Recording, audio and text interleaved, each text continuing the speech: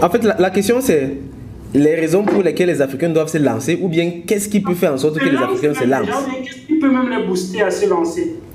Oui, bon, moi c'est, à mon niveau, c'est l'éducation de masse. C'est l'éducation de masse.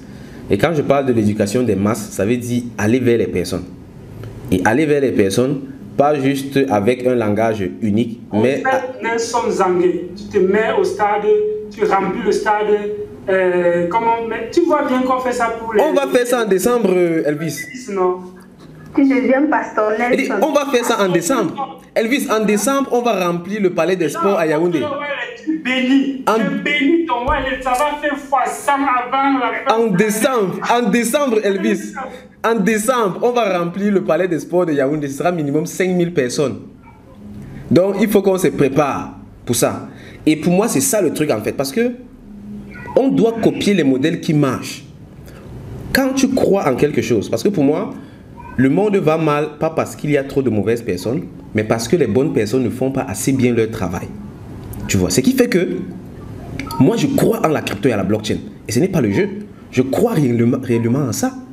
Ce qui fait que je fais tout ce qui est nécessaire pour que les personnes s'y intéressent. Parce que je sais, je suis convaincu que personne ne va être déçu s'il apprend comment ça fonctionne et comment ça se passe.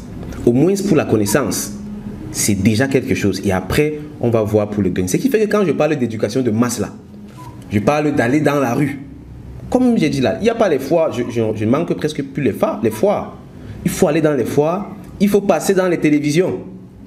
Il faut rassembler les personnes, il faut évangéliser. Pour moi, c'est ça en fait. Et ici, quand je fais ça, c'est en arrière-plan avec des modèles qui fonctionnent déjà. Et quand on regarde les modèles qui fonctionnent, malheureusement, en Afrique, les modèles qui fonctionnent très bien, ce sont les modèles religieux. Oui, c'est ça, ça fonctionne. Et ça fonctionne tout simplement parce que c'est comme ça que l'être humain apprend le mieux. C'est comme ça que l'être humain est le mieux captivé. On peut donc se poser la question, si tu veux baser le modèle sur le modèle religieux est basé sur la promesse de la vie éternelle. Quelle sera donc la promesse du modèle crypto-monnaie dans ce sens? La liberté financière, tout simplement. La liberté financière, le désenclavement financier de l'Afrique. C'est ça en fait le truc. Et c'est un message. Ils savent ce que ça signifie. La liberté financière, c'est un peu vague parce que certaines personnes ne peuvent pas savoir réellement. C'est vague parce que j'ai dit ça en 2 mots. Je peux expliquer ça en quelques secondes. Je peux expliquer en quelques secondes. Regardez par exemple, dans le monde entier aujourd'hui, quand on parle de richesse exponentielle, je parle là des vraies richesses, les Bill Gates, les Dangote, ces mastodontes là. Il y a 2 secteurs d'activité qui rendent les gens le plus riches. Les 2 là, c'est la finance et l'investissement. Maintenant, quand on voit dans le monde entier, on se rend compte que le taux de débancarisation, on a fait une étude par rapport, on a vu que dans les pays comme le Maroc par exemple, on a plus de 70%. Au Cameroun en 2023, on était à 74% de débancarisation. Ça veut dire tout simplement qu'au Cameroun là, 74% de la population n'a aucune chance de devenir un jour riche comme Dangote. Donc tous ces jeunes entrepreneurs qui marchent dehors, ils rêvent là, c'est mort. Tout simplement parce que tu n'as pas les leviers nécessaires. Pourquoi? Parce que tu n'as pas accès aux leviers du secteur financier. Avec la crypto-monnaie, la blockchain, juste avec ton téléphone et une connexion internet, tu as tout ça à ta portée. Mais est-ce qu'on parle bien des crypto-monnaies? Est-ce que le risque qu'il y a dans les crypto-monnaies, c'est pas peut-être un frein à l'adoption des crypto-monnaies, par exemple? Quel risque? Je ne sais pas, c'est à vous de nous dire. Ok. Fantine, je te laisse la parole. En parlant de risque, je pense plus à la volatilité. La volatilité qui peut être un frein pour les gens qui préfèrent utiliser le Bitcoin pour leur transaction, ou alors les monnaies qui fluctuent pour leur transaction. Donc là, ça peut être un frein pour certaines personnes, mais ça peut être également un gros avantage pour d'autres personnes. Les investisseurs, les traders par exemple, ils aiment beaucoup la volatilité de la crypto-monnaie. Donc, lorsqu'on parle de crypto-monnaie, tout ce qui est limite, enfin tout ce que je vois comme limite est un avantage pour d'autres cibles. Donc, c'est à chacun de pouvoir vraiment voir comment il peut utiliser la crypto-monnaie pour ses différentes activités et que ça ne l'affecte pas négativement. Tu sais, par exemple, si tu veux envoyer l'argent, tu vas utiliser des stablecoins. Si tu veux faire plutôt telle chose, voilà ce que tu vas utiliser. Si tu veux faire des prêts, des emprunts, tu vas aller dans la finance décentralisée. Donc, un risque ou alors un désavantage de la crypto est un avantage pour d'autres catégories de personnes qui utilisent également la crypto. Et c'est ce que les gens doivent comprendre. Moi, ce que je dis d'abord, ce que j'affiche en grand comme ça là, c'est n'investissez pas. Formez-vous et vous saurez quoi faire. N'investis pas, forme-toi et tu sauras quoi faire. Et maintenant, dans la formation là, donc, on va faire tout ça. Maintenant, donc, si on met ça de côté, parce que la plupart des personnes vont aller dans cet écosystème sans se former. Les personnes ne comprennent naturellement pas le risque quand elles ne sont pas formées. Parce que c'est ça, c'est la même chose que le petit bébé qui va voir le feu, il va aller toucher ça. C'est quand ça va brûler qu'il va comprendre que ça brûle. Et maintenant là, ça va dépendre du niveau intellectuel, non pas intellectuel, du niveau mental de la personne. Parce qu'on a vu le cas où des personnes, elles sont allées, si elles gagnaient, elles devaient être contentes et elles ne devaient pas venir vers toi. Mais comme elles ont perdu, elles reviennent donc vers la personne qui leur a parlé de la crypto-monnaie pour dire voilà, il faut rembourser mon argent. Tu vois, donc là, moi je pense que c'est humain en fait, c'est humain et ça dépend réellement du niveau mental de la personne. C'est pour ça que moi également, dans tout ce que je fais, dans toutes les formations du CIA, ça commence toujours par le développement personnel. Développement personnel. Est-ce que c'est pas le copinage que peut-être la crypto-monnaie ne voulait pas avec les systèmes centralisés qui est enfin finalement en train d'arriver, parce que c'est là où je voulais embrayer, parce qu'aujourd'hui les gens sont plus confortables dans les plateformes centralisées que dans les plateformes décentralisées. Pourtant le but de la crypto-monnaie à la base, c'était de vraiment faire en sorte qu'on ne dépende plus des entités, des organes, des organismes. Mais est-ce que l'État n'est pas en train de se resserrer comme ça encore d'une certaine façon autour des crypto-monnaies? Nelson, quel est ton avis sur la question de la régulation des crypto-monnaies du côté de l'Afrique? Quel type de régulation il faut? Parce qu'on parle toujours de régulation, mais selon toi, quel type de régulation il faut pour les crypto-monnaies du côté de l'Afrique? Par rapport à cette question, moi je vais revenir un peu sur les intérêts de tout un chacun et ensuite sur les faits historiques. Parce qu'il faut voir que la régulation, c'est simplement défendre les intérêts de l'État tout en préservant la population. Et il faut là maintenant se poser la question, quels sont les intérêts de l'État, quels sont les intérêts de la population? Et dans le cadre de la crypto, de la blockchain purement, les intérêts de la population ne sont pas les mêmes que ceux des États. Parce que si la crypto et la blockchain prospèrent tel que c'est pensé originellement, le white paper du Bitcoin là, Electronic Peer-to-Peer Cash là, le gouvernement disparaît. Ils disparaissent parce que rien ne passe plus par eux en fait. Là c'est compliqué, mais on est d'accord que le gouvernement, les institutions ne vont pas accepter disparaître. Ça c'est dingue. Là on est au niveau des gouvernements des États. Maintenant si on part dans les faits historiques, est-ce que vous savez que la Banque centrale américaine est privée à 100%?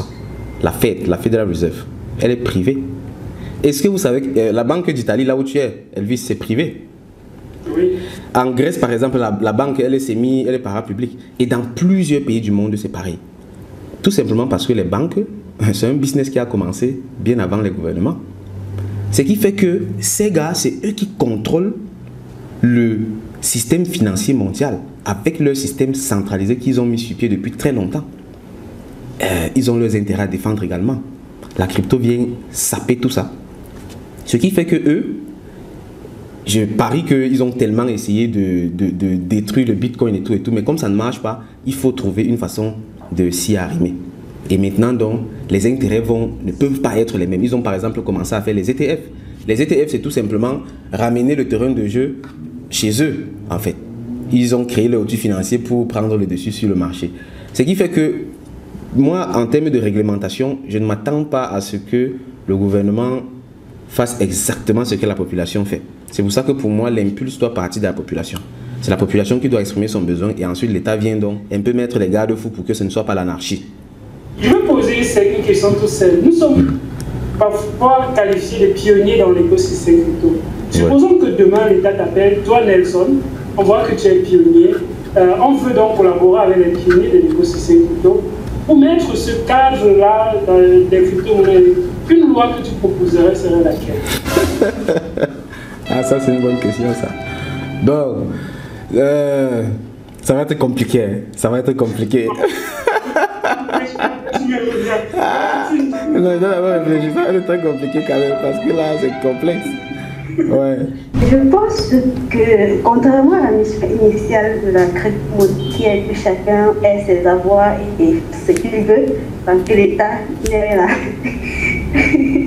À une terre, comme on allait de le dire, pour que ça fonctionne, l'État va devoir trouver un moyen de se servir. En fait.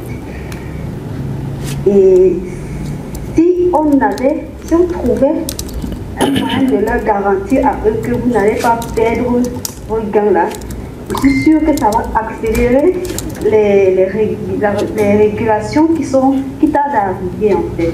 Au-delà de se dire que l'État peut gagner en souveraineté dans la mesure où ils vont peut-être être capables de ne plus dépendre d'autres monnaies et tout, il faudrait qu'on trouve le moyen de faire en sorte qu'ils détiennent vraiment ce pouvoir-là.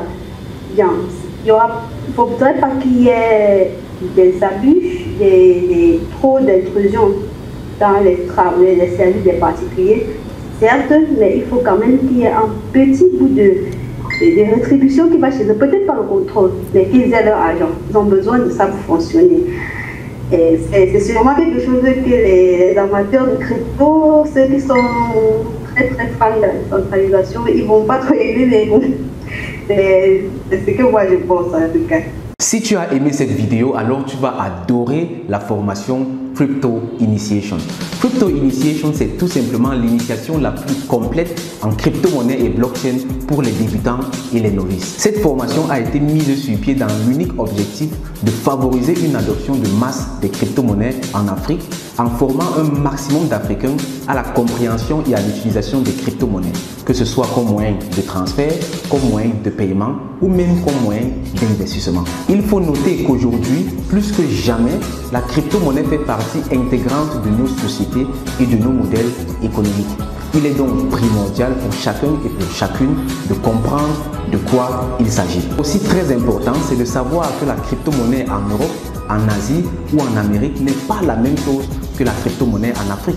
Il est donc très important pour chacun et pour chacune de comprendre la crypto-monnaie de façon adaptée à notre contexte africain. Et Crypto Initiation est justement là pour t'enseigner la crypto-monnaie de façon adaptée au contexte africain.